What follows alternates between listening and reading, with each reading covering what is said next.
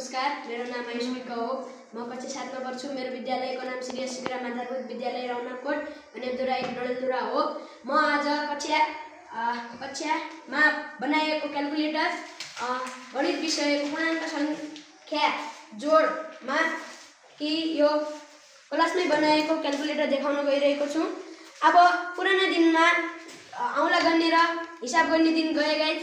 अब हामीले आधुनिक युगमा अब क्याल्कुलेटरबाट सजिलै छिट्टो र धेरै ठुला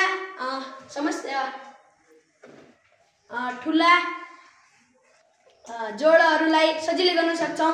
हेर्न सक्नुहुन्छ गाइस। -5 मा +8 जोड्दा कति हुन्छ? -5 यता छ। -5 मा +8 जोड्दा आन्सर 3 हुन्छ, +3 हुन्छ। हेर्नुहोस् गाइस, यता पनि हेर्न सक्नुहुन्छ आन्सरमा।